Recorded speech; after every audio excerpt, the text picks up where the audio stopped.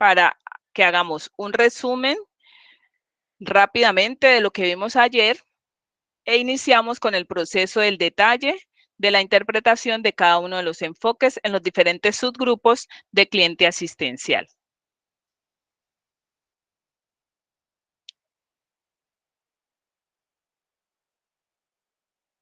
Allí pueden ver la pantalla.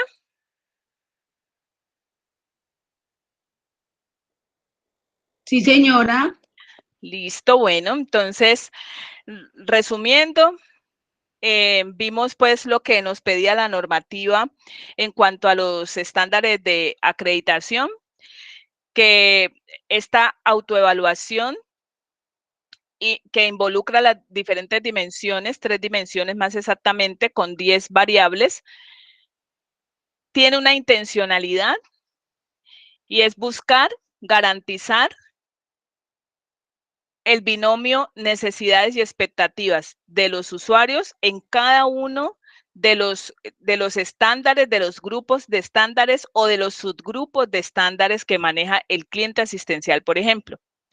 Hablábamos de la calificación de la evaluación cualitativa y cuantitativa, que es una parte de la autoevaluación de manera descriptiva, donde definimos cuáles son nuestras fortalezas, la evidencia que soporta esas fortalezas y las oportunidades de mejora en cuanto a la evaluación cualitativa. Y en cuanto a la evaluación cuantitativa, veíamos que está compuesta, o mejor dicho, está reflejada en una hoja que se le llama hoja radar, que es la hoja de ruta para orientar esa calificación, donde están contenidas las 3 dimensiones con las 10 variables. Esta evaluación cuantitativa tiene una serie de numeración que va de 1 a 5, donde 1 siempre es la parte más básica, más improvisada, por decirlo así, y la quinta es cuando ya alcanzamos un mejoramiento tal que podemos obtener fácilmente resultados. Hablábamos de la intencionalidad de los estándares. Antes de introducirnos al detalle de los estándares, es demasiado importante que cada uno de los actores o participantes de esta calificación de autoevaluación, primero tengamos en cuenta que en cualquier elemento, estrategia o cualquier orientación que se le dé a la implementación del enfoque, siempre debe estar el proceso de humanización, bien sea como proceso, como procedimiento, como política. La idea es que se perciba que se está trabajando la humanización en cada uno de los aspectos que involucran el cumplimiento de los estándares. También iniciamos el proceso, esto lo vemos luego cuando estemos en estos grupos de estándares. Iniciamos el proceso de la descripción de cada una de las dimensiones y las variables. Entonces hablábamos del enfoque, que el enfoque es la estructura, es la parte inicial, es esa columna vertebral que tenemos en cuanto al despliegue e implementación de un estándar de acreditación. Este enfoque cuenta con 3 variables: enfoque sistémico, proactivo y evaluado y mejorado. Decíamos que el sistémico es la aplicación de la estructura en todos y cada uno de los procesos que están involucrados en el desarrollo del estándar. Y también implica que su contenido abarque la totalidad del estándar. En el enfoque proactivo buscamos ser preventivos, adelantarnos, anticiparnos al desarrollo o la atención del paciente preferiblemente. Entonces, cualquier cosa que diseñemos, que le demos soporte de enfoque, debemos pensarlo de manera preventiva y así dejarlo definido en lo que documentemos. Y el enfoque evaluado y mejorado está orientado a la mejora, a obtener resultados de cualquier estructura que montemos, de cualquier enfoque. También hablamos, y ahí llegamos, de la dimensión implementación. La dimensión implementación tiene 2 variables, que es el despliegue en la institución, digamos que es una de las variables más más y mejores comprendidas, ¿sí? Donde el grado en que se implementa el enfoque es consistente con todos los servicios. Entonces, si yo documento o creo o construyo una estructura, un enfoque, la idea y lo más importante es que pueda estar desplegado en toda la organización, en todos los procesos que se requieran.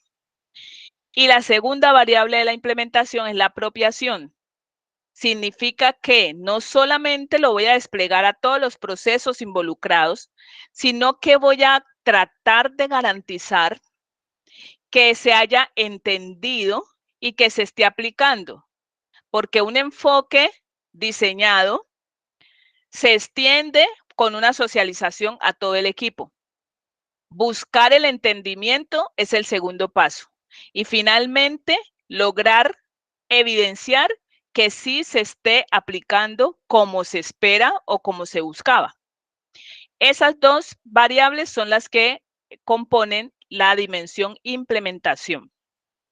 Todos y cada uno de ellos, cada una de las variables, la calificación va de forma numérica de 1, 2, 3, 4 y 5. Donde 1 siempre es el nivel más primario, más artesanal, más anecdótico, más crudo. Y así va creciendo el proceso, dependiendo de lo que se quiere buscar y dependiendo de la variable, hasta llegar al nivel 5, donde sí o sí lo más evidente es el despliegue o la obtención de resultados tangibles, explícitos y evidenciables.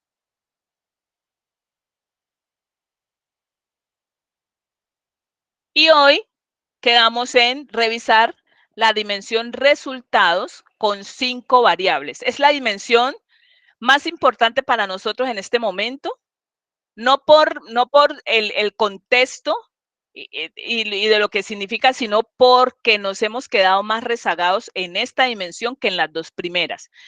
Hay instituciones que están muy avanzadas en la estructura, tienen muy organizado su sistema documental, tienen muy organizado la parte del enfoque que le están dando al cumplimiento de todos los procesos. Entonces, tienen claridad sobre qué es lo que a mí me ingresa, qué es lo que ingresa a mi institución o a mi proceso, qué estructura tengo de soporte para poderlo desarrollar, y tienen claridad absoluta de cómo implementarlo, tienen mecanismos para evidenciar que evidentemente está comprendido y lo están aplicando. Y donde hoy en día nos estamos quedando detenidos es en obtener los resultados que puedan darle respuesta a esta dimensión. Por lo tanto, es importante que cualquier cosa que diseñemos vaya orientado hacia la obtención de resultados. Y como les decía ayer, es muy importante tener claridad de qué es lo que estoy documentando. No documentar a la loca.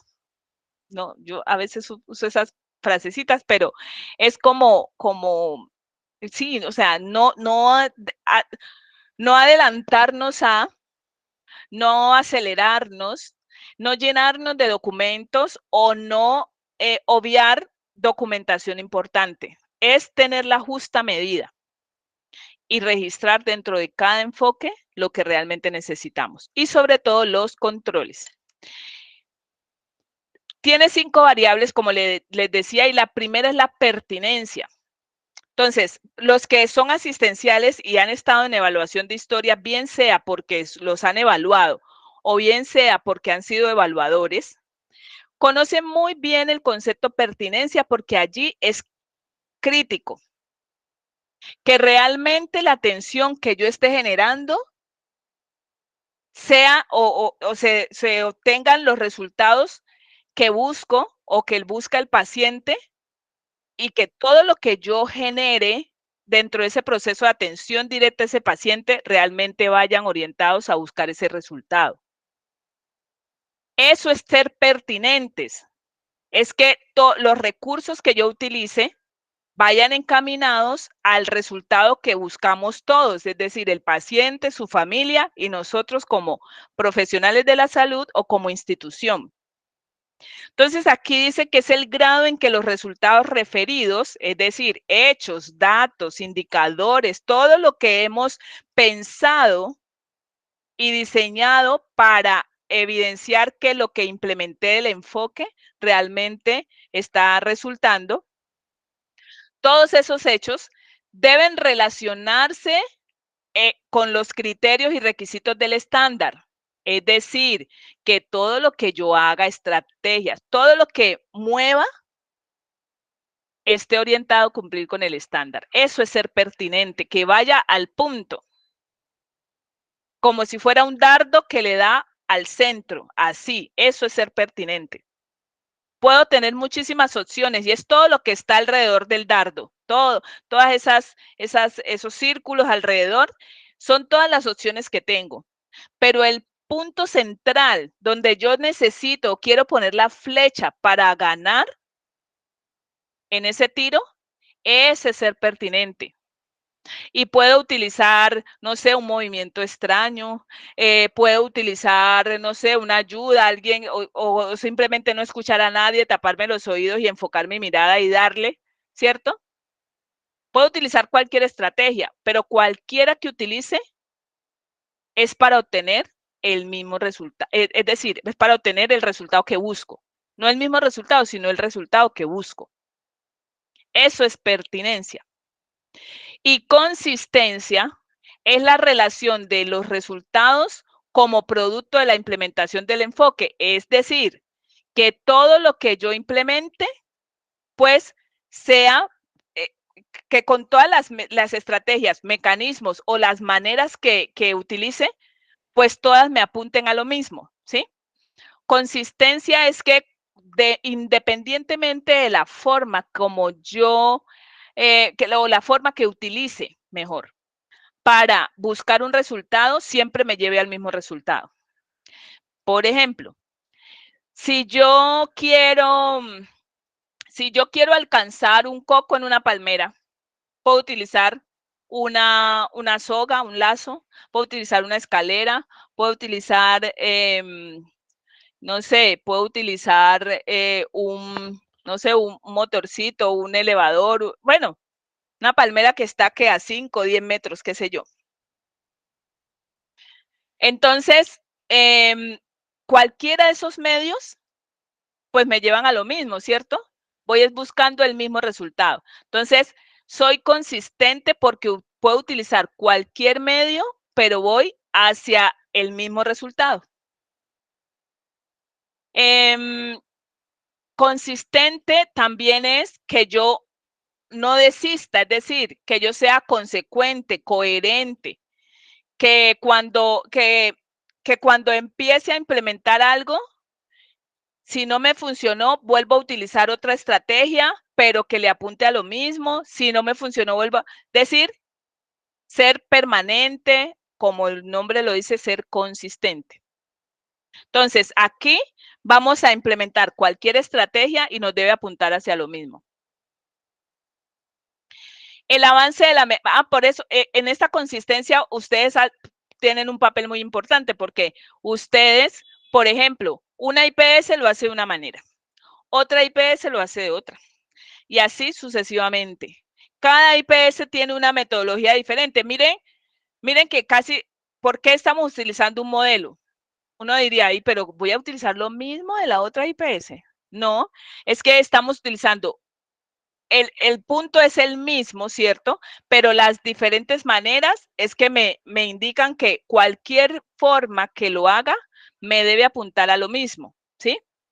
Entonces, ustedes van a desarrollar el primer estándar, que es garantizar la comprensión de deberes y derechos. Pero una IPS va a utilizar una estrategia más digital. La otra va a utilizar una estrategia más operativa, más manual. La otra va a utilizar una estrategia más virtual, la otra presencial, pero el objetivo es el mismo. Entonces, cualquiera de los medios que utilice me van a llevar al mismo resultado. Se espera que me lleven al mismo resultado. El avance de la medición. El avance de la medición es el grado en que la medición responde a la práctica sistémica de la organización en un periodo de tiempo que le permita su consolidación. Y bueno, y existen indicadores definidos para la medición del estándar evaluado, calidad y pertinencia de los mismos. Entonces, ¿qué significa avanzar en una medición? Es decir, que cuando diseño un indicador, no quede estático, que permita avance, porque esto se trata de eso se trata de mejoramiento.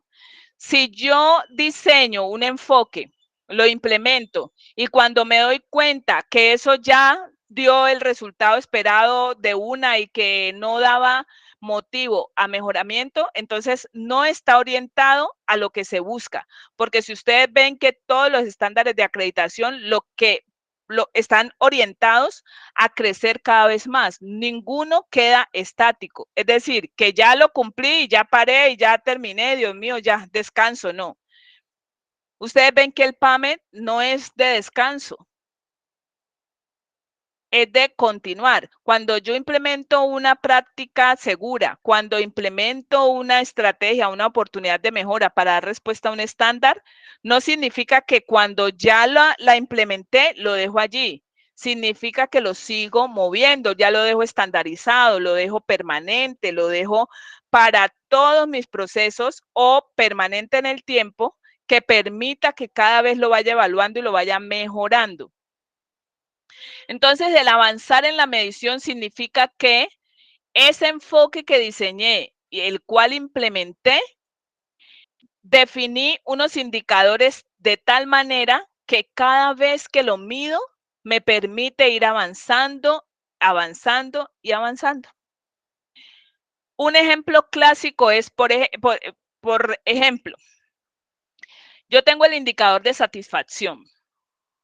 Y hay unas IPS, por ejemplo, son las IPS muy particulares y que trabajan solo con, o sea, no trabajan con aseguramiento, trabajan solo con particulares, con usuarios particulares. Estas IPS generalmente se esfuerzan muchísimo por tener oportunidad al momento, ni siquiera la tienen para el día siguiente a veces, al momento. Tienen los mejores insumos porque se los cobran al paciente. Tienen los mejores profesionales porque eso va también en lo que está pagando la persona por el servicio, ¿sí? O sea, es un servicio suntuoso, es costoso, pero también le han dedicado tiempo y esfuerzo a conseguir lo mejor para esos pacientes. Esas IPS casi que en un 90%, todas tienen una información estadística de satisfacción de 100. Yo creo que si existiese 110, 110 calificarían, porque son pacientes que salen muy, muy satisfechos en términos generales, porque el esfuerzo es grande. Los recursos que se invierten para atender esa población particular, pues iba a decir de planes de prepagada o planes complementarios, pero realmente ahorita no es como tanto como antes. Pero digamos que si fuera como antes la prepagada o los planes complementarios, uno podría decir, uy, no, o sea, estoy súper satisfecho porque todo lo que yo quiero me lo complace, ¿sí? Entonces la calificación siempre es 100. Y cuando yo digo, bueno, ¿cómo avanzo en esta medición si ya llegué al tope? Y sucede que de entrada, o sea, de los primeros 2 meses ya llegué al 100. ¿Y qué pasa con el resto del año? ¿Cómo sigo midiendo eso? Entonces, de eso se trata es de que no deje indicadores estáticos. Entonces, si algo me llegó a 100, entonces, o no estoy averiguando muy bien cuál es la percepción del usuario, entonces debo replantear mi encuesta, o definitivamente no es la línea, por ahí no es, o sea, no es un indicador que me permita avance porque ya llegué al 100. Entonces, creo otro tipo de mediciones, indago otras cosas de los usuarios para saber qué otras cosas puedo mejorar y que me permitan avanzar en la medición. Tendencia. Tendencia es o positiva o negativa. Entonces, es el desempeño de los indicadores en el tiempo, cómo se comportan en el tiempo. Entonces, puedo ir creciendo a pesar que no estoy cumpliendo, ¿cierto? Puede en forma positiva porque mi indicador es positivo, es decir, es satisfacción, ¿sí? ¿Cuál es el grado de satisfacción? Entonces es un indicador positivo porque yo voy creciendo de 80, 90, sí, es positivo. Pero hay indicadores negativos, que es buscando que se disminuya algo, que se minimice un riesgo. Entonces, número de caídas presentadas. Entonces, yo tengo que ir disminuyendo mis caídas. Es un indicador negativo. Entonces, la curva es negativa y ahí estoy haciendo bien las cosas. Y cuando el indicador es tendencia positiva, el indicador es positivo, lo estoy haciendo bien. Pero si el indicador tiene tendencia positiva y es un indicador negativo, entonces, ojo, no estoy bien por ahí. Comparación.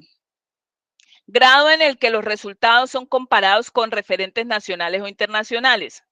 Aquí a veces nos quedamos muy detenidos porque lo hacemos muy escondido, muy por acá, pero esto es una decisión gerencial o es una ayuda, mejor dicho, que debe generar la gerencia o la dirección de la institución, porque la comparación es un proceso formal, ¿sí?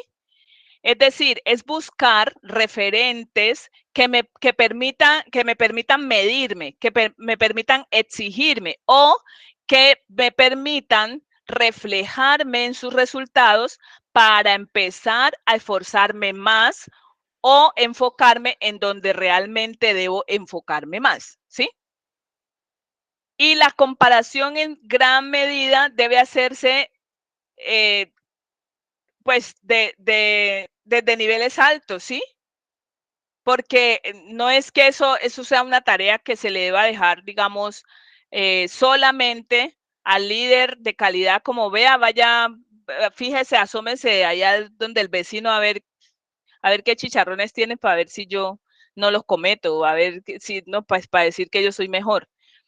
No es eso. O si no, como ir a buscar allí en la web a ver si qué encuentro de datos del otro. No es así. Es un ejercicio formal, es un ejercicio serio de comparación donde yo voy a establecer un parámetro para saber o en dónde debo mejorar o qué es lo que estoy haciendo bueno o que me falta para poderlo fortalecer.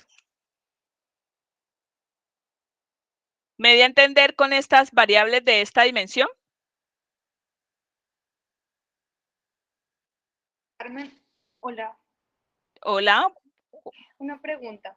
Con respecto a esta comparación que tú nombras, digamos acá en Florencia es como bastante complicado poder como entablar una relación de comunicación con otra IPS de salud ocupacional. Si uno quisiera, por ejemplo, compararse con alguna empresa en Bogotá, ¿uno podría tomarlo o tiene que ser de la misma región, como del mismo ambiente de trabajo? No, no, no, no, no. Debe ser, obviamente, del mismo tipo de servicios, pero aquí dice nacionales, internacionales o incluso locales, ¿sí? No importa de dónde sea. Lo importante es que tengan relación las dos.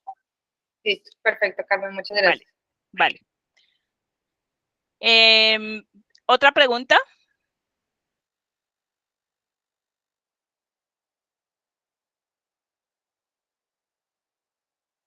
Listo. Entonces nos vamos a ir a nuestros archivos. Nuestros archivos, nuestros modelos son el modelo el que les enseñaba de acreditación basado en la 5095, el modelo de acreditación basado en la 0207 y el modelo de acreditación basado en la 1328. Entonces, lo primero es los subgrupos que hablábamos ayer. Tenemos en la 5095 11 subgrupos: derechos de los pacientes, seguridad del paciente, acceso, registro de ingreso, evaluación de necesidades al ingreso, planeación de la atención ejecución del tratamiento, evaluación de la atención, salida y seguimiento, referencia y contrarreferencia y sedes integradas en red.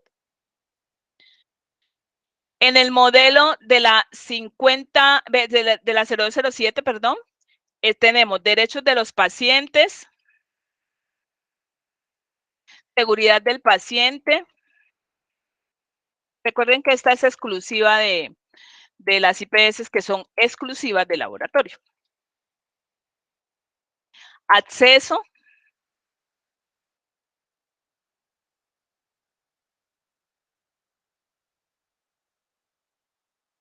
Registro de ingreso.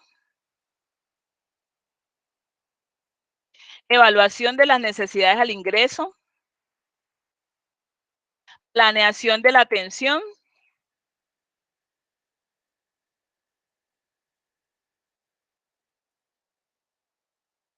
Proceso de atención. Referencia y contrarreferencia. Entrega de resultados. Proceso de retroalimentación por parte del paciente. Control de calidad. Sedes integradas en red.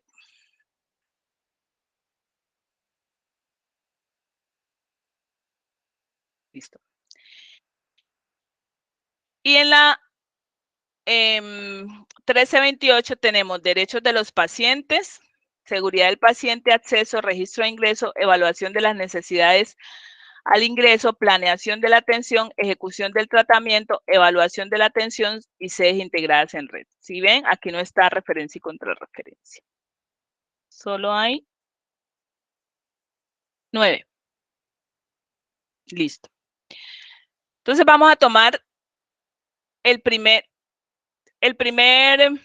subgrupo, que es derechos de los pacientes. Recordemos lo que hablábamos ayer de la intencionalidad, es que se le respeten los derechos a todos los usuarios y se les atienda de la misma manera o que los pacientes regulares, independientemente de su condición o contemplando situaciones especiales, ¿vale? El primer, ¿quieren que tomemos otro diferente a este? Este lo hemos, digamos, hablado muchísimo. ¿Quieren que tomemos otro? ¿O quieren que desarrollemos este y lo proyectemos a diferentes tipos de IPS? Este igual aplica a todas, digamos que independientemente del tipo de IPS, cambia la estrategia que utilicen. ¿Quieren que nos enfoquemos en este? Hola, ¿se me durmieron? No, doctora, aquí estamos. Sí, hágale con ese. ¿Sí? Sí. Vale. Pero yo tengo una Señora. opinión. Sí hemos Señora. hablado tanto de ese, y de hecho ese es un punto que yo creo que para todos es muy claro en el sentido Ajá. de evaluar el tema de las capacitaciones que hacemos, de cómo le presentamos la Ajá. información a los usuarios y cómo le evaluamos. Tomemos uno más bien de enfoque diferencial, ¿no? Sí, algo un poco como más profundo para que nos dé como más luces al final para los que son un poco más digeribles para todos, ¿no? Vale, listo, Sí. listo. Hagámosle y si tienen dudas del primero, igual me preguntan, ¿vale? Entonces vamos a buscar uno que tenga, el primero es el de derechos y deberes. Afortunadamente son 4, ¿cierto? Aquí en la 5095 son 4. Entonces, dice, proyectos de investigación no le aplica a muchos, a la gran mayoría. El código de ética y buen gobierno, pues digamos que es más puntual, pero el 4, sí es muy, muy importante. Porque, digamos... Disculpe, ¿cuál señora, es el de enfoque diferencial? Ese. Vamos, aquí toca enfoque diferencial, toca mucho enfoque diferencial, entonces ya les voy a... Espérenme, yo les abro aquí. Ay, ¿qué se hizo? Más abajo también encontramos de enfoque diferencial, ¿no? Pero aquí, quiero que lo veamos porque es muy importante, les puede pasar y se pueden enredar mucho aquí. Entonces, espérenme un segundito. Le abro aquí el comentario.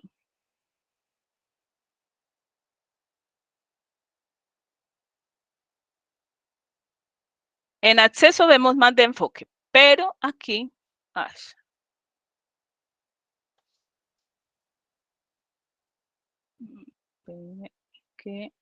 ahora sí.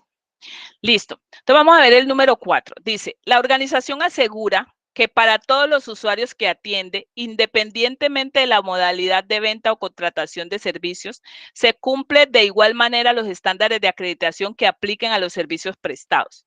Entonces, miren, es esto y aplica mucho a las IPs de seguridad y salud en el trabajo, por ejemplo. ¿Por qué?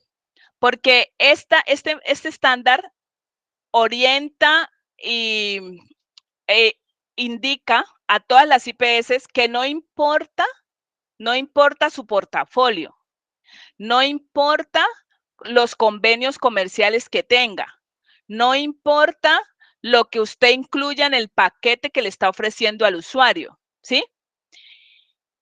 No importa la contratación o las modalidades de contratación que tenga, los de estética. Aquí es, mejor dicho, esto ha sido un dolor de cabeza. Las IPS de estética o cirugía plástica les aplica muchísimo esto, porque no importa cómo esté llegando el profesional a sus quirófanos. Aquí se debe garantizar que cualquier usuario que sea atendido independientemente de la modalidad, se le atienda en las mismas condiciones, ¿sí? Como si ustedes estuvieran dando el servicio o sin que el usuario note que ustedes tienen algún convenio comercial X, Y o Z o de determinadas condiciones, ¿sí? Entonces, espérame, yo termino con los criterios. Si la organización presta servicios mediante la venta de servicios parciales como hotelería, salas de cirugía u otros, eso como que se los enviaron precisamente a este tipo de IPS.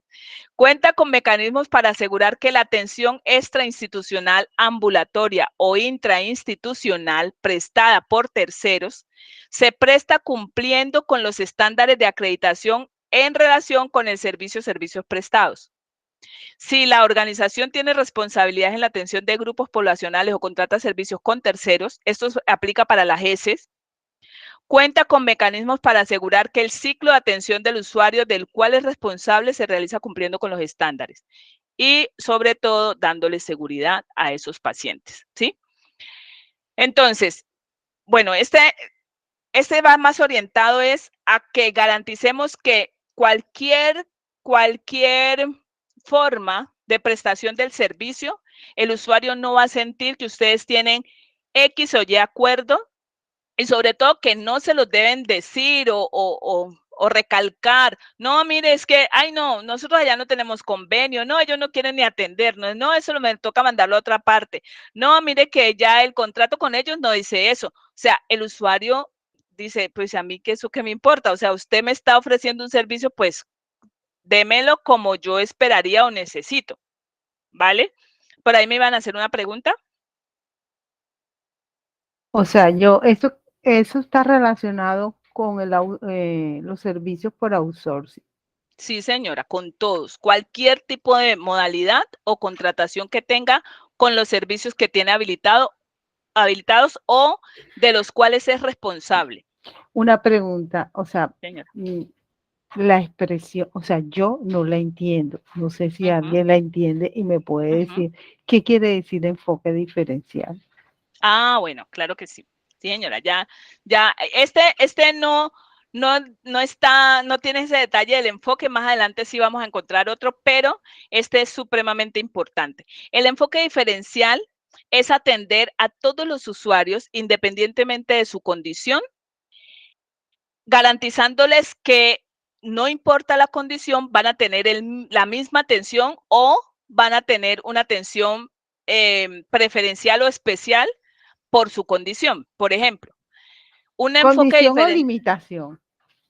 sí, lo que pasa es que ahorita ya no le llamamos limitación, pero es eso. Exacto, Sí, es correcto. eso. Ahorita Ajá.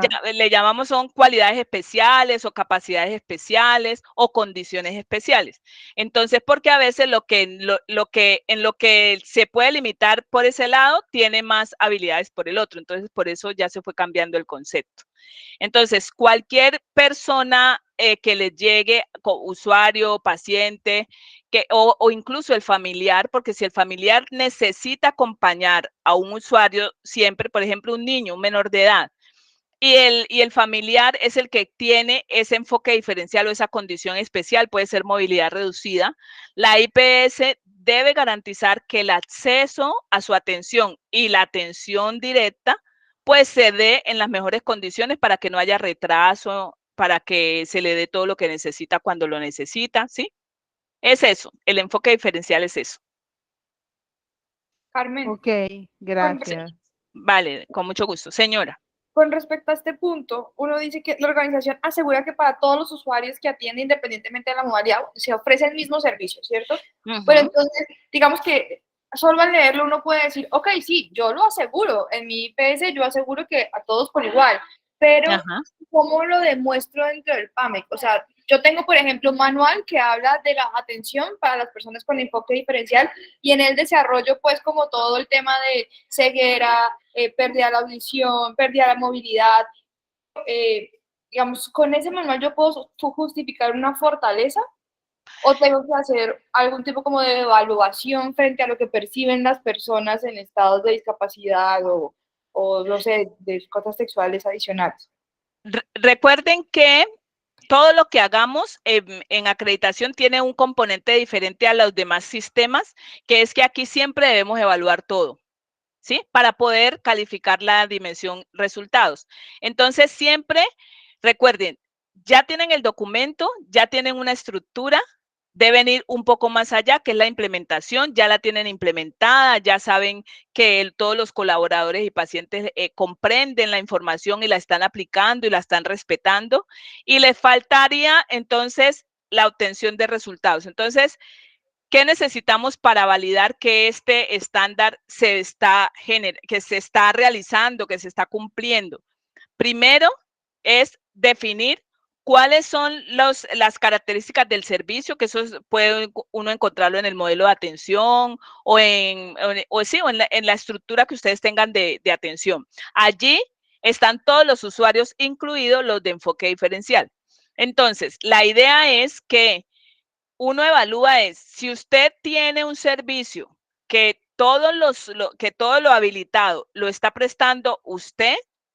La idea es garantizar que la oportunidad de cita se dé, que los tiempos de atención sean los adecuados. Usted debe tener indicadores de tiempos de atención, de oportunidad de citas, debe tener unos indicadores que orienten a garantizar que ese personal que usted ya clasificó como enfoque diferencial se está atendiendo con las condiciones que son. Por ejemplo, si usted dice, yo tengo cierta cantidad de usuarios que vienen con movilidad reducida, hay que validar y revisar en las auditorías si usted está cumpliendo con lo que aparece ahí en el documento. Entonces, todo lo que usted se imagine que le pueden evaluar es lo que usted debe diseñar y autoevaluarse.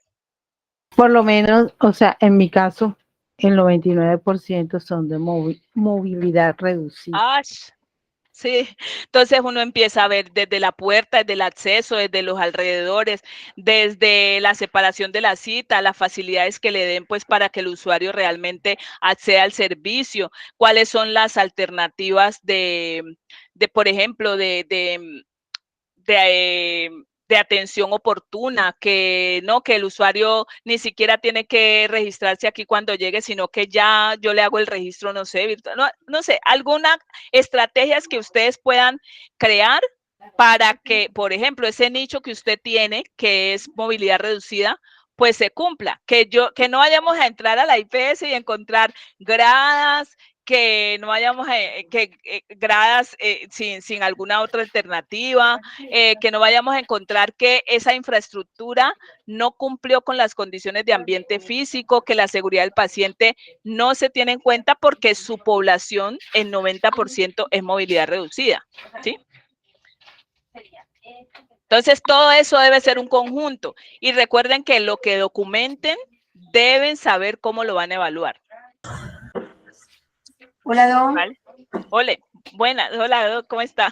Bien, Don, en ese punto, por lo menos si nosotros tenemos a libre demanda, pues nosotros ahí atendemos todo lo que nos llegue, no tenemos, por ejemplo, la oportunidad de cita de 1, 2, 3 días, sino que nos llegó y le damos prevalencia a los que vienen de zona rural, lejana, por decir algo, Uribia, Cabo de la Vela. Entonces, pero es a libre demanda. No hemos podido manejar los turnos. ¿Por qué? Porque al principio yo quise hacerlo, pero de pronto tenía a las 7, llegaba a las 7:30, llegaba a las 8, y había personas que llegaban a las 5 a coger un turno, y yo preferí decidir. Hola, ¿cómo estás? Espéreme, veo que hay un micrófono abierto. Bien, cuéntame, Espéreme, ¿en qué te puedo colaborar? yo ¿No le te han hecho la cierro. Ya, listo, siga. Entonces, nosotros, ahí yo decidí hacer por orden de llegada. Entonces, esa parte ahí la puedo documentar. Libre demanda y orden de llegada. Acuérdese, Doc, que debe haber una planeación. Es decir, usted debe tener un soporte de toda esa estrategia previo a. Y luego, entonces, ahora sí, registrar cómo le está yendo con la estrategia para que la pueda evaluar. Bueno, ahí hicimos algo adicional este año. Pues me imagino que habrá que hacer, o sea, cuando usted dice planear, me imagino que habrá que hacer un escrito, me imagino. Sí, o sea, de alguna parte resultó que usted necesitaba esa estrategia, porque seguramente usted se reunió en un comité, dejó un acta, dejó escrito cómo iban a hacer, por qué lo iban a hacer de esta manera, o sea, algo evidenció usted que la llevó a eso. Entonces, es toda esa estructura, lo que ustedes montan cuando quieren montar una estrategia es lo que hay que ir recuperando, que ese es el previo a. Algunas cosas salen porque ya ocurrió algo, ¿cierto? Que son acciones de seguimiento o coyunturales. Por lo menos en este punto de este año, subí un personal 30 minutos antes, porque los pacientes están llegando a las 5, entonces para que entraran a las 6:30, comenzaran los ingresos y la preconsulta. Y me ha dado más resultados porque ellos se van media hora antes, pero hay más agilidad en el servicio. Lo que fue laboratorio, ingreso y una enfermera sube. Y se van temprano, sin violar el horario, ¿no? Eso. Entonces, ¿qué debe tener y qué debe ir consiguiendo? Y para todos, deben tener lo previo a. ¿Qué es lo que ustedes los motivó a generar ese tipo de estrategias? Luego, el segundo paquete de implementación es ponerlo en marcha, ¿sí? Ejecutar eso que diseñaron, eso que crearon, ejecutarlo, y les queda la tercera parte de todo este proceso, que es generar mediciones. Ya no podemos hablar en acreditación de ese tipo de situaciones que las cuenten de esa manera, sino hechos y datos. ¿Qué es lo que ustedes los motivó? ¿Cómo lo diseñaron? ¿Dónde dejaron registrado todo eso? ¿Cómo lo implementaron? ¿Cómo lo están midiendo? ¿Qué resultados están obteniendo y qué comparación están haciendo entre el antes y el después? Ese proceso es exactamente así, en esos 3 bloques, es todo lo que vamos a hacer en acreditación en este ejercicio. Previo, durante y después, ¿vale? Otra cosita, no, por lo menos, ¿qué me motivó? Durante y después. Una de la congestión de servicio, ¿verdad? La congestión, pues todos entrábamos a las 7 y obviamente prender los computadores, bla, bla, se congestionaba. Y además de eso, digamos que el aumento del consumo de metros cuadrados por paciente, porque nosotros somos consulta externa. Entonces, eso me genera aumento de consumo de energía por la utilización de más aire acondicionado y tener los focos encendidos. Entonces, como tenemos el indicador, que creo que usted lo vio ahí, en un curso que hice, se mide por metro cuadrado el rendimiento y el consumo y el gasto y la productividad día. Exacto. Ese análisis usted lo debe tener documentado con hechos y datos para que sea soporte de acreditación. Bueno, ¿alguna otra pregunta sobre algo relacionado con este estándar?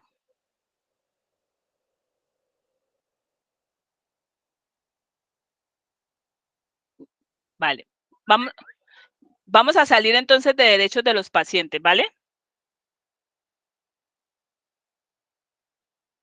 Vamos a irnos a seguridad del paciente, pero no vamos a tocar política, porque ya, o tienen alguna duda, les falta algo sobre la política que quisieran profundizar en la intencionalidad de este estándar, o buscamos otro. Me parece bueno la política 2. ¿Sí? Sí. Bueno, entonces vamos a ver. Miren, ¿qué está pasando hoy en día con estos PAME que en acreditación? Todavía nos estamos quedando con habilitación. Es necesario, es importante que salgamos de eso. Necesitamos revisar bien la 3100. Es una recomendación obligatoria, mejor dicho, porque todavía nos estamos quedando en habilitación. ¿Qué dice el estándar? Estamos en el segundo subgrupo.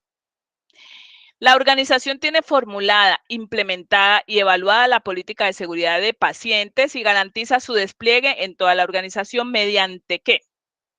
Entonces dice,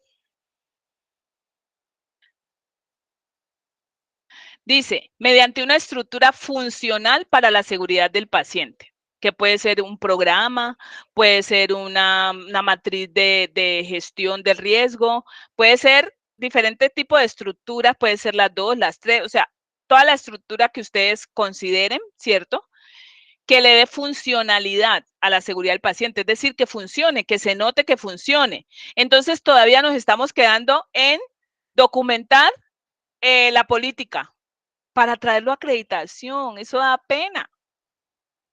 Eso ya tenemos que salir de eso, porque ¿cómo es posible que con tantos años hablando de seguridad del paciente todavía estemos documentando la política? Pero que es peor, todavía no la hayamos terminado de documentar.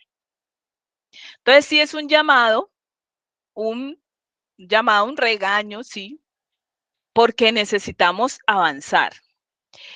La implementación de estrategias para el fortalecimiento de la cultura justa de la seguridad que incentiva el reporte voluntario de eventos, la identificación de riesgos asistenciales y la definición de barreras, se les activó otro micrófono, y la definición de barreras de seguridad orientadas a su mitigación. Pero una pregunta. Señora. O sea, eso que usted dice es muy cierto, pero entonces por lo menos yo sí considero que uno debe avanzar, porque si te quedas en lo de seguridad del paciente y en lo de habilitación, se transforma en un círculo vicioso y nunca sales de allí. Sí, señora. Entonces, la única forma de avanzar es pasar a la parte de acreditación. Sí, señora. Para poder autoexigirse. O sí, si no, señora. no se camina. Total. Pero no sé si de pronto a alguno le pasará como a mí, o sea, eso da hasta cierto temor por la cantidad de estándares que son. Entonces, ahí es donde... Son muchos, sí, muchos, digamos, ¿verdad? Son muchos, para que no podemos mentir, son muchos. Y sobre todo porque de pronto es una autoexigencia, más conscientemente uno sabe que no es una proyección de la institución en buscar una acreditación formal. Exacto, así es. Y sí, como dice la compañera, son muchos, pero miren que hasta solo 7 estándares nos parecen muchos, los de habilitación. Es decir, sí, pero lo que dice es totalmente cierto y es necesario. Si nosotros no nos orientamos hacia estos estándares, nos vamos a quedar atrás siempre. Y sí el número de estándares es mucho, pero si lo vemos por ejemplo, con este ciclo, antes, durante y después, todo lo que yo haga, empiezo a salir de esa zona de confort de estar levantando documentos. Soy feliz levantando documentos. Quiero levantar un documento y un formato por cualquier cosa. Entonces, no soy líder de calidad si yo no levanto un documento. No, de eso no se trata. Tengo que ir más allá. Lo que levante, así sea una sola cosa, debo hacerlo bien. Y la mayoría de concepciones que se deben tener para estos estándares no son ni de plata, ni de tiempo, ni de documentos. Es de aptitud. Si no tengo aptitud, pues ahí con mayor razón no voy a salir de una política de seguridad del paciente. Aquí me están diciendo, vuelva a funcionar la seguridad del paciente, que le funcione. Implemente estrategias que fortalezcan la cultura, es decir, que se sienta. Cuando yo llego a hacer una auditoría a una IPS, lo primero que empiezo a percibir es el ambiente. Segundo, lo que tengan con la organización. Y nos estamos rajando en organización. ¿Cómo es posible que me llamen a hacer una auditoría cuando hay una cantidad de desorden, mugre y de todo? No es posible.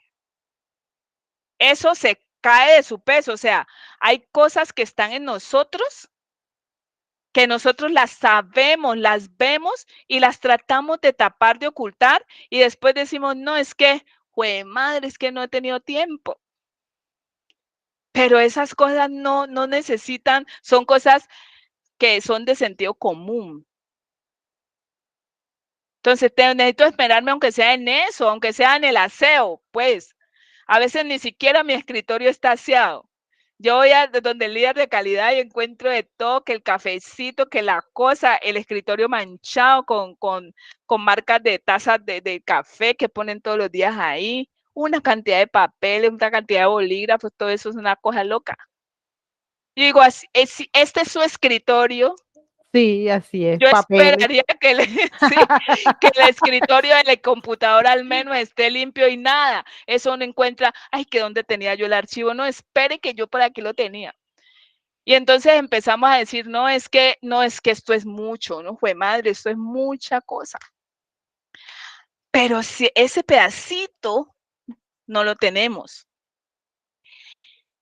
Entonces, necesitamos salir de esa zona de confort. Monitorización de eventos adversos. Entonces nos hemos quedado en que evento cero, caída cero. Y yo, pues, ¿será que no los podemos buscar? No, pero ¿cómo? No, es que nadie quiere reportar. Y nos hemos quedado ahí. No, es que eso no van a llegar. Inicialmente hay que trabajar duro y hay que buscarlos. Se nos están pasando por delante todas las situaciones que son posibles eventos, se nos pasan y se nos pasan por la cara. Y bueno, pues, no, pues, que ¿quién le va a decir al médico que se equivocó, o que algo, no, ¿quién le va a decir al señor? No, pues, pucha, ¿o quién le va a decir a la señora? No, es tan brava. Evidencias de tendencias hacia la mejora y el desempeño superior. Inclusión de estrategias de información sobre eventos adversos a los pacientes y sus familias. Miren, si hacemos, miren el contexto en el que está descrito el estándar. Es exactamente lo que aparece allá en la 3100 o en la anterior norma. Pero cuando uno ve los criterios, aquí es donde uno ve la diferencia entre esa habilitación, entre ese sistema y este. Este sistema va por otro lado. Y nos hemos quedado solo en esto, en lo que dice aquí. Formúlela, impleméntela y evalúe. Y a veces solo la formulamos y la dejamos ahí. De eso se trata. ¿Sí me di a entender con esta descripción de este estándar 5 de seguridad del paciente? ¿O no? Sí, claro, sí, claro. Más claro no puede. Sí, mi doc, muchas gracias. Vale. Cuando cuando hagamos las individuales, que veamos estas autoevaluaciones, yo creo que más o menos en la próxima semana ya les mando el nuevo cronograma de las individuales. Y ahí en las individuales también pueden conectar a todo el equipo, ahí con más razón deben conectar a todo el equipo para revisar cómo les quedó la autoevaluación. Obviamente se tienen que ir inscribiendo los que ya van terminando, ¿no? La tarea es fortalezas y las evidencias, porque ahí tenemos ya todas las oportunidades de mejora. Lo que vamos a hacer es cómo vamos a depurar o aterrizar más las oportunidades de mejora que están ahí completamente amplias, pero mientras tengan fortaleza les vamos disminuyendo la oportunidad de mejora, pero si no tienen fortalezas, la oportunidad de mejora queda tal cual. Entonces, en esas individuales vamos a revisar si esto ya avanzó, o al menos cuál es la fortaleza que ustedes describen aquí que tienen como respuesta a este estándar. Y no vayan a dejar aquí en la fortaleza que tienen una política y cuando la vamos a ver es un compromiso que tienen allí descrito, es que la IPS se compromete a no sé qué y lo tienen colgado. Eso da pena, no me vayan a mostrar eso. Tienen que mostrarme un poquito más. Exíjanse un poquito más. Entonces, muéstrenme estadística, cuál es la comprensión de esa política, qué piensan los colaboradores, indaguen a ver los colaboradores qué piensan de la seguridad del paciente que ustedes están promocionando, o la líder. Espero que el líder de seguridad del paciente esté.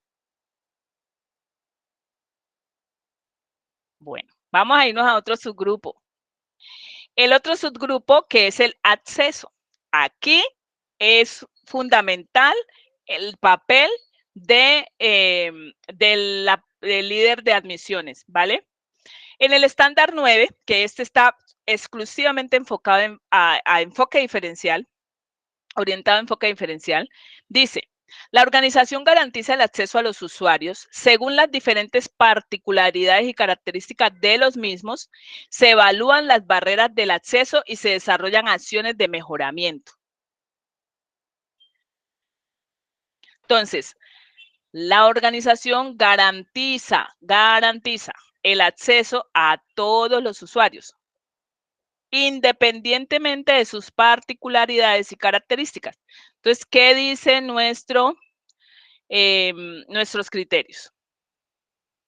Los criterios dicen, desde el acceso se definen mecanismos de identificación redundante. ¿Qué significa? Doble chequeo, doble verificación, vuélvale a comprobar su identificación con su nombre. ¿Cuáles son los dos identificadores de la norma? ¿De la práctica? ¿Alguien los tiene claros? Eso es de habilitación, pero ¿los tienen claros?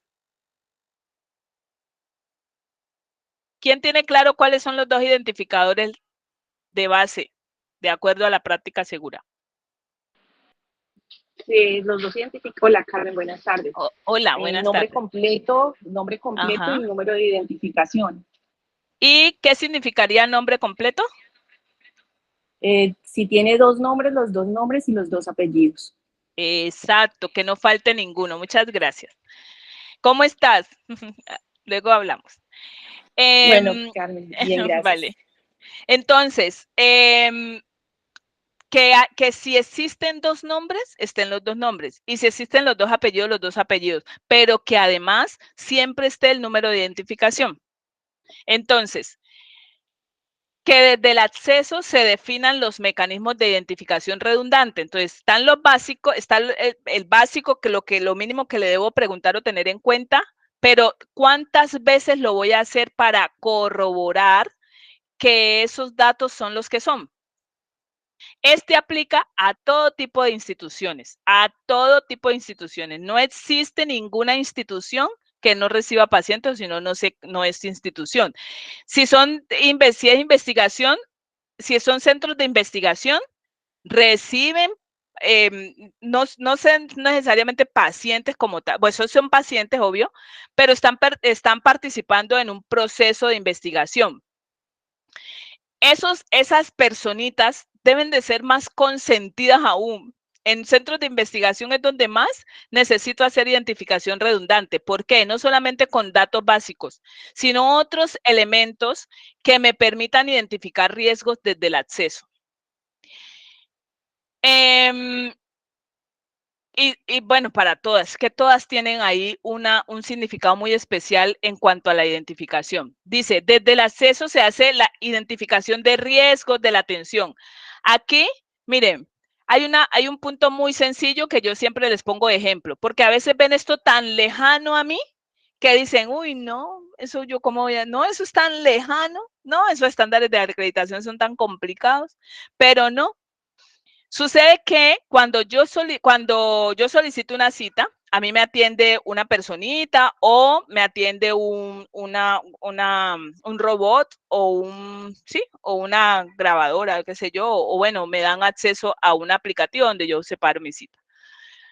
Pero en ese momento, que es el momento crucial, que es mi primer acercamiento con la institución, si es de primera vez, necesita la institución saber de mí. ¿Cómo estoy llegando? Porque una cosa es, si soy de aseguramiento, una cosa es lo que tenga el asegurador, que a veces ni se habla bien con la IPS. A veces ni siquiera en el contrato queda qué tipo de población o qué características tiene esa población que voy a atender. Están tan afanados y tan angustiados por conseguir ese contrato que ni preguntan. Ay, lo que sea, como sea, necesitamos plata, entonces no importa. Y cuando llega a esa población se llevan tremendo fiasco, porque necesitaban muchas atenciones especiales y la plata no les va a alcanzar. Entonces, ese riesgo, ese hecho de tener esas condiciones especiales que yo necesito atender, que debe partir desde el contrato, desde el convenio que se hace entre asegurador y prestador, y si no hay asegurador de por medio, pues con mayor razón es un usuario que me está llegando de la calle directamente a buscar una cita particular conmigo, está confiando en mí, yo que ni siquiera, ay no, como es particular, él va a venir y nunca más va a volver, no sé, suerte con eso. No, es que yo sí necesito, tengo una obligación mucho mayor porque no hay una entidad que anteceda la identificación de los riesgos de ese paciente. Me corresponden a mí directamente. ¿Cómo está llegando? Entonces, en la cita, debo indagar lo mínimo que pueda o lo máximo que pueda. Sí, lo máximo mejor. Todo lo que yo pueda en ese instante, en ese momento, con las condiciones, características y recursos que esté utilizando para obtener los datos de esa cita del paciente, para generarle su cita. Lo mínimo es, al menos, vea, usted tiene alguna enfermedad de base, al menos preguntémosle. Si no entiende con ese idioma, es decir, el que si no entiende enfermedad de base y ese tipo de cosas, pues pregúntenle, están solo con esa persona. No hay nadie más alrededor por ahí. Esperemos que no haya más nadie. Entonces, desde ese momento, aquí lo que se busca en el acceso es que se puedan identificar esos riesgos, que en la encuesta que diligencien, pues se identifiquen riesgos, que en la declaración que hagan se identifiquen riesgos, que en cualquier momento de la atención se puedan identificar los riesgos y sobre todo en el acceso. Se hacen mediciones de demanda insatisfecha, y se toma, se hace análisis de barreras de acceso a la organización, es decir, autorizaciones administrativas, barreras administrativas, barreras geográficas, entre otras. Eso no es una cosa del otro mundo. Es bueno, el usuario cómo va a llegar acá. Al menos se han preguntado de dónde viene ese usuario y cómo llega. Ay, no sé. Pues si el usuario quiere el servicio, pues que busque cómo llegar. No, mínimamente debemos tener consciente ese enfoque diferencial, que es la localización geográfica, las zonas de conflicto, las zonas de violencia. Caracterizar mi población. Si yo me dedico a el tiempo para juiciosamente sacar un perfil epidemiológico, al menos tengo que hacer algo con eso. Y precisamente esos son los de los elementos que se requieren para atender enfoque diferencial. Y miren que eso no es algo del otro mundo. Es lo mínimo. Miren, hasta ahí en admisiones se recoge muchísima información porque el usuario ahí se ahoga a veces. Entonces dice, uy, no, me tocó venir, uy, usted no sabe dónde vivo yo. Yo vivo, mejor dicho, eso ahí ahora estoy pensando para entrar porque eso a esta hora ya empiezan los amiguitos a a molestar con su frontera, y yo como llego, no, eso, mire niña, ¿será que me demora mucho para atenderme? Mire que ya me está haciendo tarde y para entrar a mi barrio está complicado. Esas cosas se saben, se perciben. ¿Por qué no tener un poquito de atención en pensar en eso? Entonces uno dice, ay, pero si me pongo a pensar en todo ese poco de usuarios, no, aquí, no, pues empecemos con lo más crítico, que hagamos algo pequeño, bien hecho, seguro que vamos a beneficiar luego a muchos más. Pero si ni siquiera nos quedamos con la limitante o con la queja y nos quedamos allí, pues ahí no hacemos nada. Esto aplica a todos y esto lo podemos trabajar todo desde la cita, desde el mismo contacto. Se hacen mediciones de demanda, señora. Inclusive, pues para compartirte, uno de los cambios que nosotros tuvimos que hacer producto precisamente del resultado de una encuesta de satisfacción y que tiene que ver con la identificación, fue que tuvimos que modificar la tarjeta, digamos, de firmas, que es la que ellos portan, que es uno de nuestros validadores, porque resulta que dentro del enfoque diferencial se nos presentó un caso y luego fue repetido, o sea, como tú dices, lo que se cambia por una persona luego sirve para muchos usuarios, y es tener en cuenta la comunidad LGTBI, porque pues muchos no se han cambiado el nombre en la cédula. Entonces el enfoque diferencial te dice que tú puedes, digamos, nosotros que fue lo que hicimos, incluimos una casilla en la toma de datos donde dice cómo desea que lo llamen, porque digamos este paciente se llamaba, por decir algo, Juan Pérez, pero físicamente se veía como una mujer y se identificaba como Valentina. Sí, entonces, claro, así cuando es. el auxiliar salía a llamar decía Juan Pérez y pues como que en sí su subconsciente no lo reconocía. Y una de las modificaciones que hicimos fue colocar una casilla en el cartón de identificación donde dice cómo desea que lo llamen para este tipo de comunidad. Sí, sí, así es, total. Eso es más común. Lo que dice Mariluz es, mejor dicho, más común que cada vez. A mí me pasó así, un caso exactamente igual, en una IPS que atiende VIH, y ese es su enfoque diferencial más característico, como el que compartía la compañera de la movilidad reducida. Allá la comunidad es muy representativa. Entonces, llegó una, no recuerdo ya el nombre, pero ella no se había cambiado el nombre y ella, este caso sí pasó que en la historia sí estaba, porque allá lo primero que se hizo y desde hace mucho tiempo es que en la historia salieran las alertas de cómo debían llamar a ese paciente y la niña no lo hizo. Eso se formó una cosa loquísima porque ella se enojó, se molestó, porque se le atrasó la cita. El médico no, creo que hasta era nuevo el médico, precisamente, imagínense. El médico no encontraba a ese hombre que esperaba y se le pasó la hora de la cita. Y cuando ella vea, ¿y a mí por qué no me han llamado? ¿Qué es lo que pasa? No es que a usted la llamaron hace rato, como así, no, y preciso, lo estaban llamando con un nombre de hombre y él nunca iba a acudir a ese llamado. No, eso fue de locos. Y eso pasa mucho. Entonces, muy buen ejemplo. Muchas gracias. ¿Alguna pregunta en este estándar?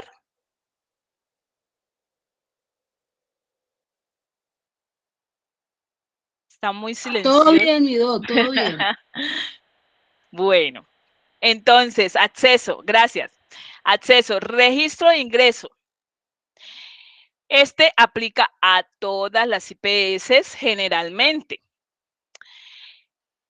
Sea porque tengan tiempos prolongados o no, pero siempre hay una agenda, siempre hay un turno, siempre hay un orden.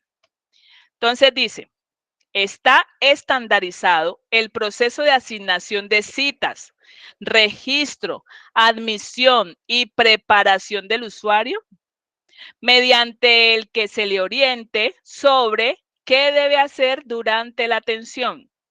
Entonces, miren, a veces llegamos hasta aquí. decimos, obviamente, sí, ¿quién no tiene eso organizado? No, a citas le hemos metido, no, eso mejor dicho, que no hemos hecho. Pero es que no solamente es tener un aplicativo de citas, de agenda, hay que tener el registro adecuado del usuario, admisiones y sobre todo la preparación del usuario. Y que busque ¿qué? Que busque orientarlo sobre lo que debe hacer durante la atención. Es decir, si yo estoy separando una cita, mínimo, por favor, dígame, ¿cómo es esto? A veces lo automatizan tanto.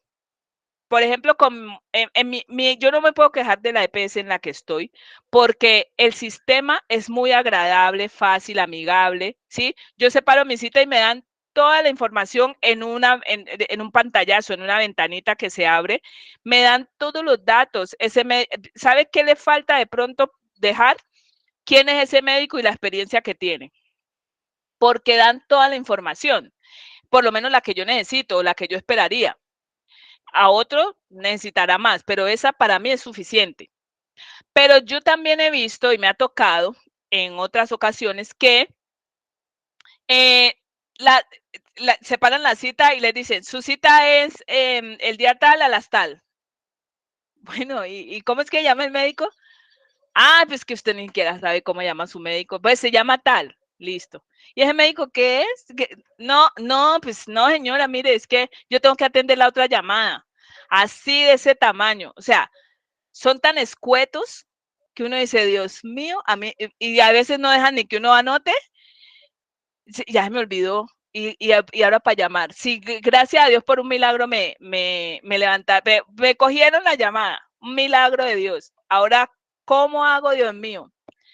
Y no, mentiras, no les voy a tirar a cierto tipo de IPS, pero hay unas que son más críticas y yo creo que ustedes lo saben. Hay unas que son más críticas que otras, pero es precisamente levantar todas las necesidades, abrirlas, ponerlas sobre la mesa y empezar a trabajarlas. No significa que ustedes vayan a sacar 500 millones de pesos para cambiar el sistema. Se necesita primero que haya actitud, segundo que haya compromiso y tercero, ahora sí vamos a ver qué necesidades tecnológicas tenemos para que eso sea mejor.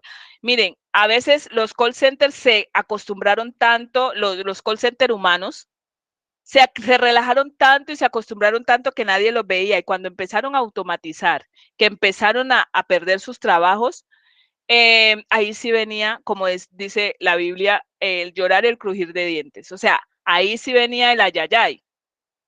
Pero es que ese tipo de situaciones de pronto se hubiesen alargado más si los call centers cumplieran esa necesidad y esa expectativa que buscaba el usuario en su todo, ¿sí? No es que se les eche la culpa, es que el sistema, además de unas actitudes inadecuadas, hizo que las situaciones se fueran complicando y que ahora mucho más se vayan reemplazando por sistemas automatizados. Entonces, ¿qué criterios tiene? Incluye información al usuario acerca de los aspectos concernientes a su registro, estancia, atención y cuidados. Los aspectos administrativos de tarifas. Eso tiene que ser muy claro y muy concertado, muy aceptado por el usuario. Incluye el uso de controles de identificación redundante. Los miembros del equipo de salud deben coordinar el ingreso del paciente. ¿A qué actividades? A la identificación, a los mecanismos redundantes, a los riesgos, ¿sí? Cada uno de estos criterios debe verse reflejado en lo que estoy haciendo y seguro que están haciendo mucho porque yo sé que en este estándar bastante se han esforzado las IPS por mejorarlo, porque es un tema crítico para llamados de atención de las aseguradoras, para quejas de los usuarios, para llamados de la Supersalud. Mejor dicho, este punto es súper crítico. ¿Alguna pregunta en este estándar? ¿Preguntas? Ninguna, gracias. Ninguna, vale. Listo. Aplica entonces a 100% de instituciones. Vamos a evaluación de necesidades al ingreso. Dice, la organización tiene definido y estandarizado el proceso de identificación de necesidades de salud de todos los pacientes atendidos. Entonces yo puedo tener individuales o grupal o colectivos, pues, y evaluar el cumplimiento que incluya. Entonces dice, hay varios criterios, no los voy a leer todos, pero sí incluye definición del alcance y contenido mínimo de esas necesidades del paciente. Debe definir quién va a evaluar las necesidades del paciente. El equipo de salud debe realizar la identificación de necesidades del paciente. Entonces ahí es donde les decía, eso debe ser integral. No que la terapeuta por allá escribió algo que el médico no leyó, que menos leyó la psicóloga o que mucho menos la trabajadora social y que la enfermera trató ahí de como de hacer la unión del cambalache ahí, pero eso no le prestaron atención. Cada uno va por su lado. Necesidades físicas, psicológicas, educativas, socioeconómicas. Todas esas necesidades deben estar incluidas en un plan de tratamiento, en una identificación de esas necesidades del paciente. Pues yo creo que todo el personal asistencial comprenderá este estándar y está inmerso incluso en todo lo que hacen. Lo que pasa es que aquí debemos buscar más integralidad. ¿Vale?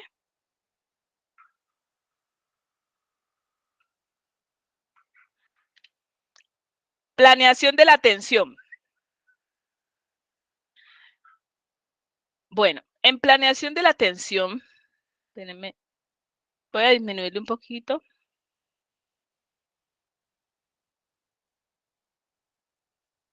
No me quiere salir. Espérenme, yo le disminuyo un tanto más.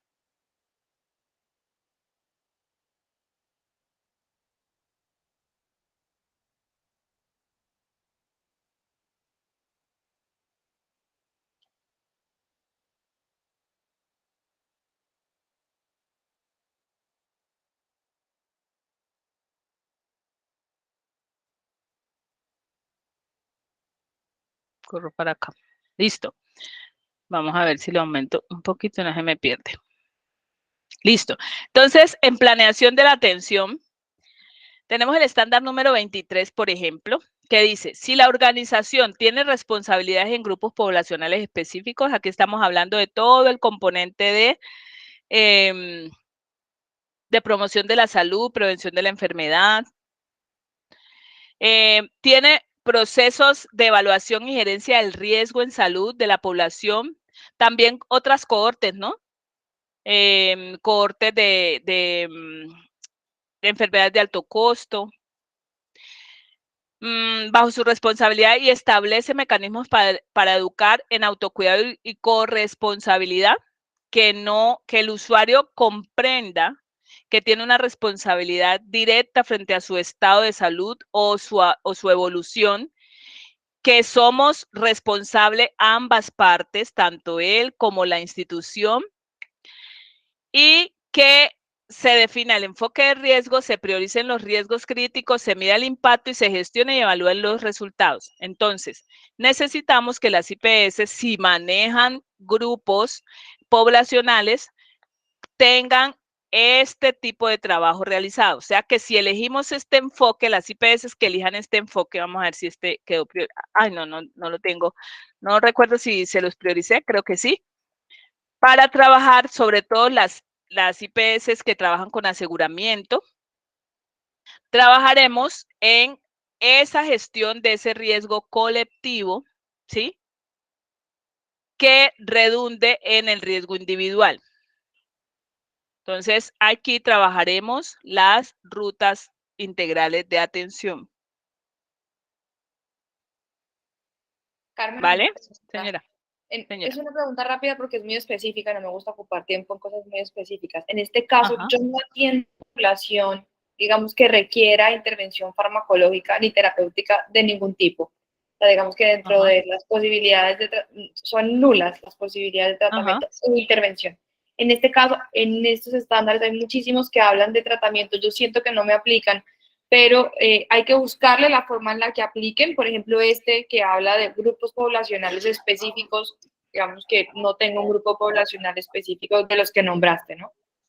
Sí, no, o sea, usted no le aplica este, pero por ejemplo sí le aplicaría el de abajo, sí. Ajá. Bien, entendido. Porque usted debe planear, ajá, exacto. El de arriba no. Aquí dice claramente, sí atiende ese tipo de poblaciones. Listo, Carmen, muchas gracias. Vale, con gusto. Listo. Entonces vamos con ejecución del tratamiento.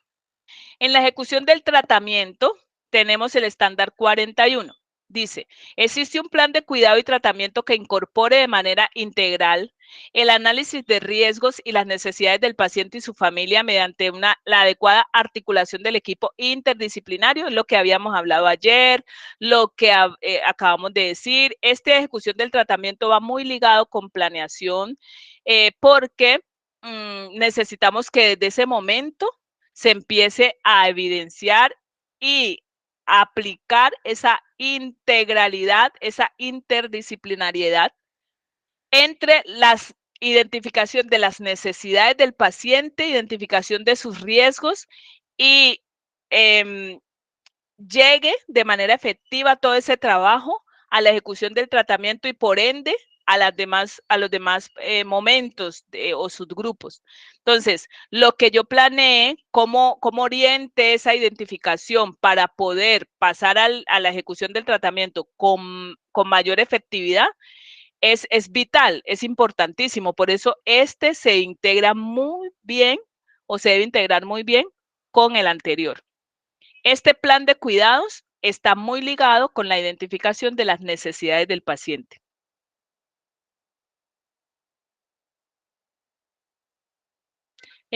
Aquí preguntas. Este está, creo que entendible o está. Yo creo que este y el anterior son.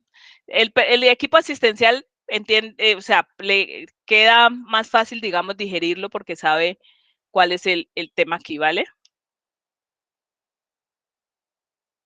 Evaluación de la atención. Entonces dice, la organización garantiza que revisa el plan individual de atención, es decir, el que hablamos anteriormente, y sus resultados tomando como base la historia clínica y los registros asistenciales de una forma sistemática y periódica, lo cual permite calificar la efectividad, la seguridad, la oportunidad y la validez de la atención a través de la información consignada y ajustar y mejorar los procesos. Entonces, si yo tengo una evaluación de historias clínicas, pues voy a aprovechar y hago todo, planeación, ejecución y evaluación, que es como una cascada, es una triada. Planeo bien, identifico bien las necesidades y los riesgos del paciente, ejecuto de la mejor manera con un buen plan de cuidado basado en lo que identifico en la planeación y en la evaluación, mejor dicho, remato con broche de oro, es identificando a través de la evaluación de historias, que es mi principal instrumento de evaluación en la parte asistencial, que todo lo que yo planeé, que ejecuté, cumplió con el objetivo, ¿sí? Que fue una atención efectiva, segura, con oportunidad. ¿Vale? Estos tres subgrupos se enlazan muy bien en ese sentido. Vienen como en cascada.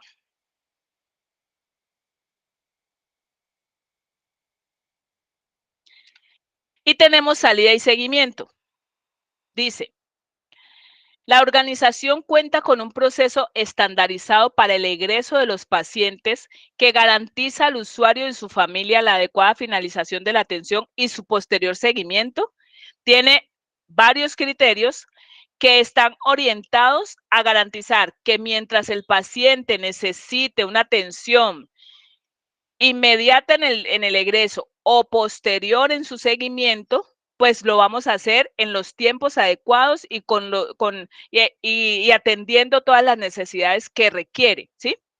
Entonces, dice, estrategias para identificar las necesidades y planear un continuo de cuidados después de la atención.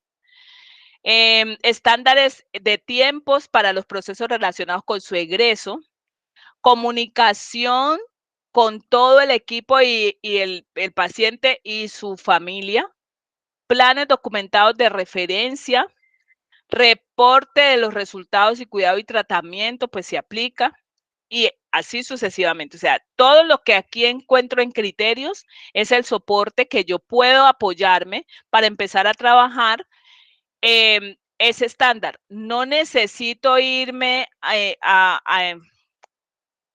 como a ennubilar con todos los criterios, con que vaya empezando por uno que sea el que me dé la base, por ahí puedo empezar.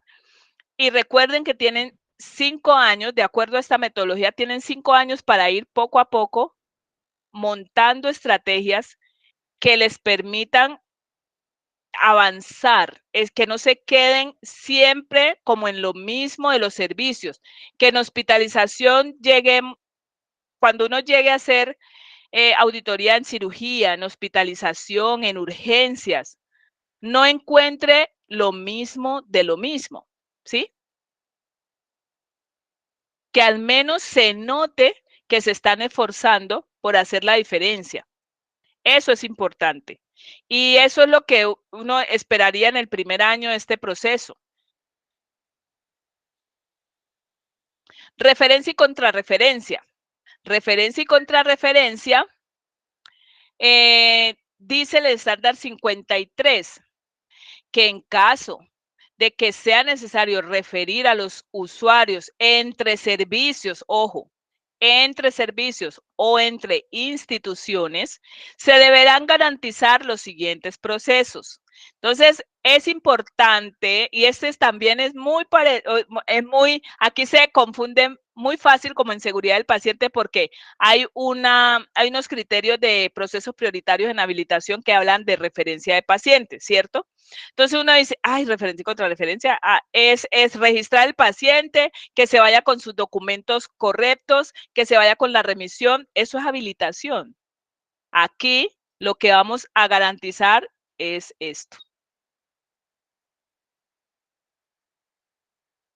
Entonces, ya sabemos que el estándar nos pide que en caso de que tenga que referir un paciente, entonces me está diciendo entre servicios o entre instituciones, yo debo garantizar que cuento con guías y criterios explícitos de qué tipo de casos se remiten, cuándo se remiten, por qué se remiten y a dónde se remiten, entre otros.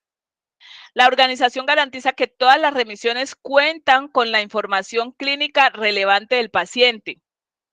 Brinda información clara y completa al usuario y su familia sobre el proceso de remisión y los procedimientos administrativos a seguir.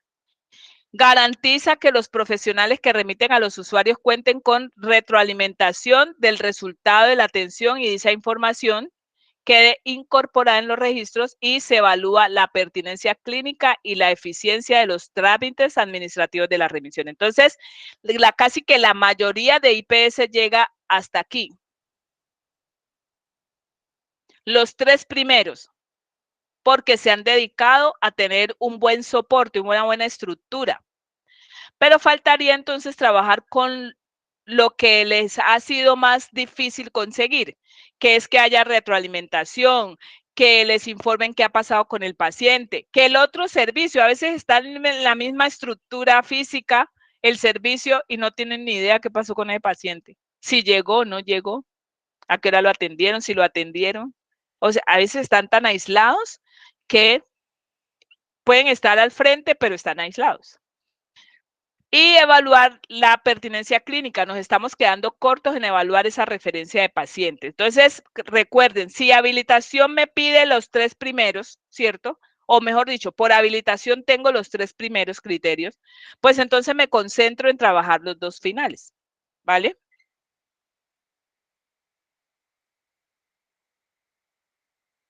Y se desintegrase en red, dice, voy a buscarles el que les decía.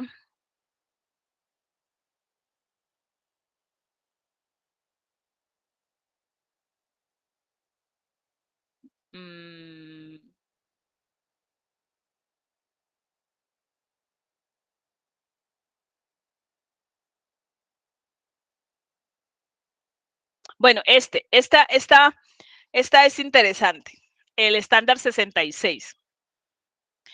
Espérenme, yo abro los comentarios, que estos comentarios como he ocultado, este sí tiene solo un criterio. Como he ocultado tantas columnas, estos criterios andan paseando.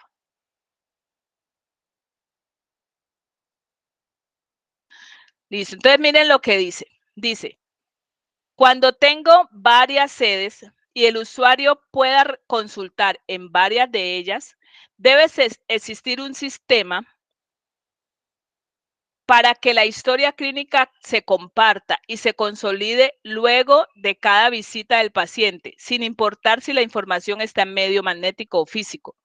Es interesante porque les digo, pareciera que fuera lógico, no, pero es que el sistema es para todas las sedes. Pues les cuento que a veces no es así y pasa más de lo que se esperaría. Sucede que cuando yo tengo las sedes que tienen los mismos servicios, pueda que sea lo mismo. Pero a veces tengo la sede de urgencia, la sede de terapia, la sede de odontología y no se están hablando, no se están comunicando. Los sistemas son diferentes, tienen un aplicativo por un lado, otro aplicativo por el otro. No que este es solo para odontología, porque es que ese no puede ser, es que este es de hace mucho tiempo, entonces eso está pasando. Y aquí lo que se quiere que se analice, se estudie.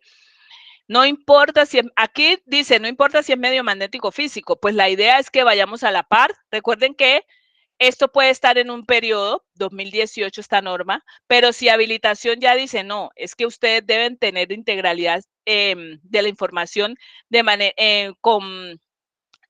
electrónica, entonces ya este punto de si es físico, pues ya no, sería solo magnético.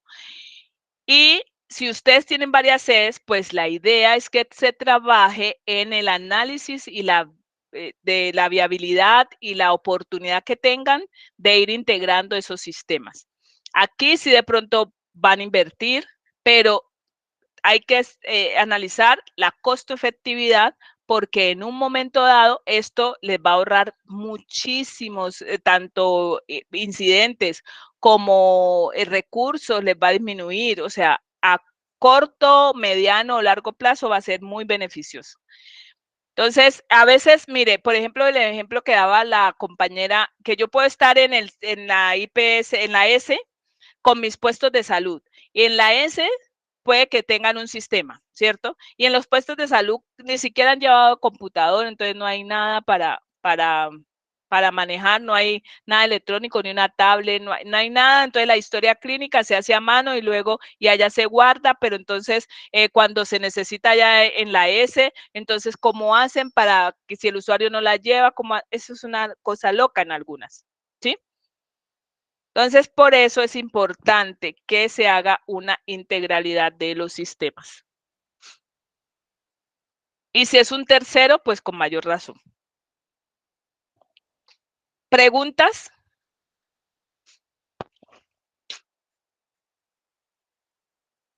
¿Se me durmieron? No, mi doc. Bueno, necesito opiniones de los que están trabajando acreditación. ¿Cómo ven cliente asistencial? ¿Cómo ven este trabajo? Obviamente, repónganse en su mente la imagen de 5 años, ¿sí? Y obviamente que no es todo. Hay muchos criterios que cuando uno abre el criterio puede que no le aplique 5 de ellos y uno solo le aplica, ¿sí?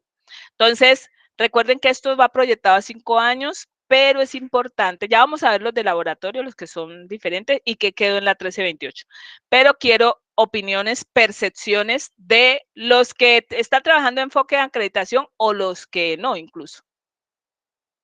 ¿Qué piensan? Trabajable, no trabajable, están preocupados, están asustados, están contentos, están felices, están saltando. Preocupados. Bueno, está bien. ¿Qué más? ¿Quién más tiene algo que decir? Uy, que son unos estándares muy amplios, son bastante trabajo.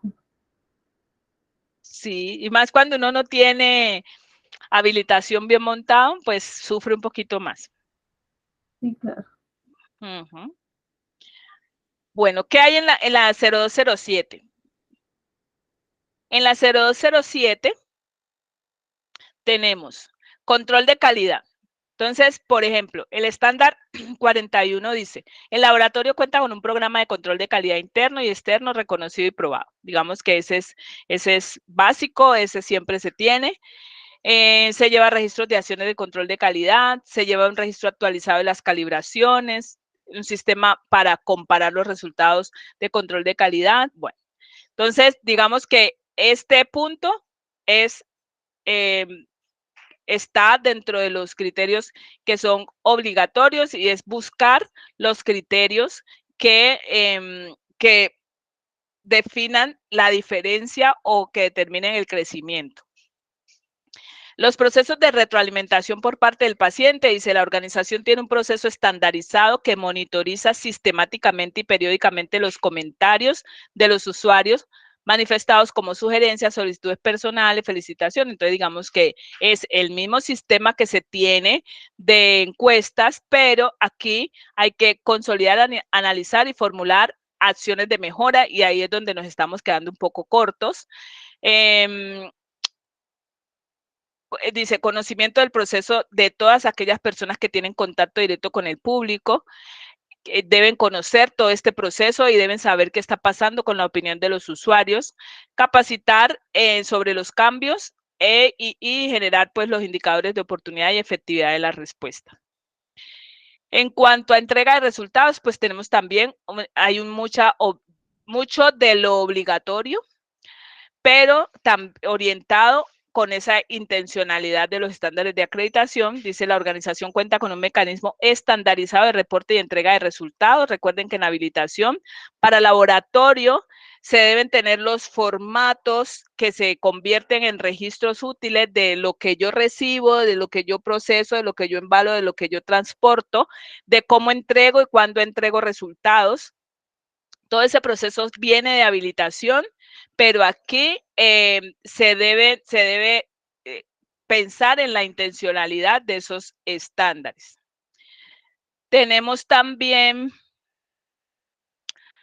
bueno, estos sí son, digamos que esos tres son los más característicos, los demás ya están más orientados también a lo que acabamos de ver. Y en la 1328, en derechos de los pacientes tiene un solo estándar. Dice que la institución es responsable de desarrollar e implementar estrategias que respalden los derechos de los pacientes. Digamos que eso también viene del Comité de Ética, que es una de sus funciones, velar por eso. Pero aquí pues hay que tener en cuenta la intencionalidad. Seguridad del paciente, dice que en todos los servicios habilitados en las diferentes modalidades se notifican, analizan e investigan los riesgos poblacionales, como les decía, partir desde un perfil epidemiológico bien realizado. El acceso incluye seguimiento a la demanda asistencial de las fases de atención desde promoción, prevención, diagnóstico, tratamiento, es decir, hacer un seguimiento de la atención, de la adherencia. En registro de ingreso, la institución facilita el acceso y recorrido del usuario, la familia, acompañante o cuidador por sus instalaciones, es decir, o lo orienta, no lo vaya a dejar perder en el camino, en ese pasillo que no sabe, que vea, es aquí donde me hacen esto, no señora, eso es por allá, vaya al segundo piso, al tercero, vaya a la izquierda, luego voltea, luego queda más perdido. Evaluación de necesidades al ingreso. La institución tiene definido un proceso estandarizado y de evaluación inicial multidisciplinar para identificar las necesidades de atención de los pacientes desde un enfoque de atención primaria, es decir, cuando esté trabajando atención primaria, todo ese trabajo que hago comunitario, todo ese trabajo que hago desde la prevención inicial, allí empiezo a identificar esas necesidades. O sea que este estándar que vimos allá, que aplica a todos los servicios, aquí especifica que se tenga muy en cuenta cuando haga atención primaria. Planeación de la atención, dice que cuando la institución brinda servicios de apoyo diagnóstico, cuenta con un proceso de planeación. Para la compañera que ayer hablaba de apoyo diagnóstico y complementación terapéutica. Cuento con un proceso de planeación de la atención que incluya realización del procedimiento, el procesamiento, análisis y reporte de resultados según los servicios. Esto viene de habilitación, ¿no?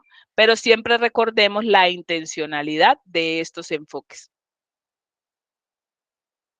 De estos estándares, perdón. La ejecución del tratamiento, dice el usuario y su familia, acompañante o cuidador, reciben la educación e información pertinente durante la ejecución de los exámenes, estudios o procedimientos de apoyo diagnóstico que incluya como mínimo, bueno, lo que está en el criterio, ¿sí? La evaluación de la atención, que se garantice que de acuerdo al tipo de servicio que se presta, los grupos poblacionales y los determinantes sociales, se evalúen sistemáticamente las atenciones realizadas de promoción y mantenimiento de la salud, tomando como base las historias clínicas. Entonces, aquí el mismo estándar que leímos, aquí está aterrizado a todo el componente de promoción y mantenimiento de la salud. Se desintegrarse en red, dice que debe existir un trabajo en forma conjunta entre la institución prestadora de los servicios que incluya todas las sedes con las entidades responsables del aseguramiento, cuando aplique, ¿no? Que puedan trabajar RIAs de manera integral. Esa es como la orientación que tiene la 1328. Eso es lo que nos dice la 5095, la interpretación de los estándares. Entonces, pensando en esa interpretación, la tarea es que ustedes, los de cliente asistencial, vayan registrando en este modelo las fortalezas y elementos de esas fortalezas que tienen, que esto es lo que les voy a revisar para ir ajustando las oportunidades de mejora y que les quede ya todo el tema de autoevaluación completo. ¿Preguntas? ¿Tienen preguntas de atención al cliente asistencial?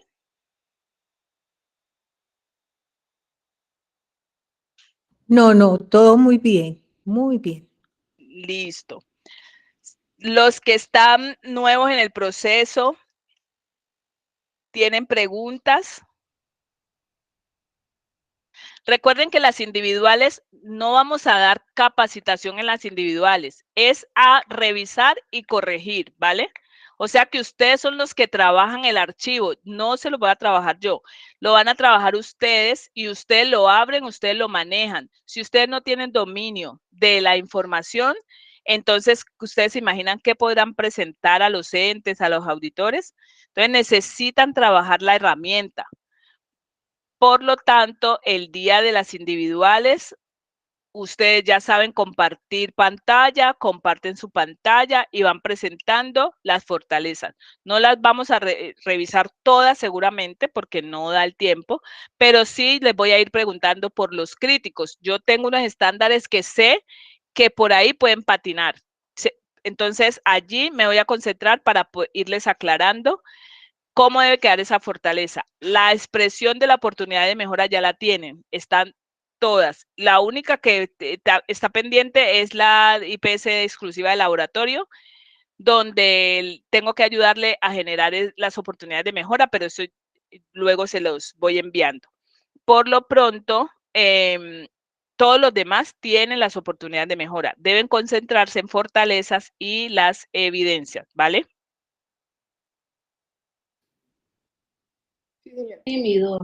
Listo. Mañana deben estar todos los que van a manejar direccionamiento. Mañana es direccionamiento.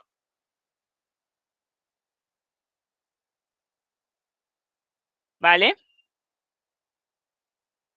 ¿Quedaron aburridos? Muy bien, muy bien. bueno. ¿Ah?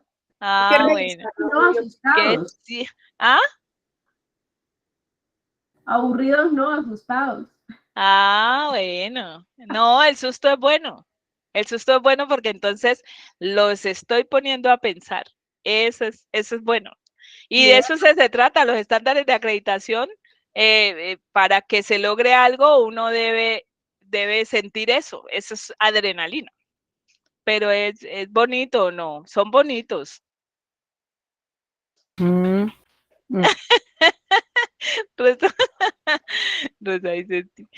Bueno, entonces, dejamos hasta allí.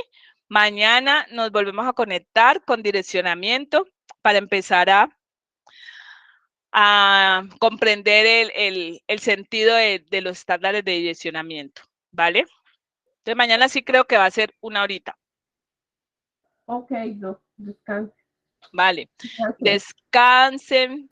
Gracias. Feliz tarde, noche. Voy a detener.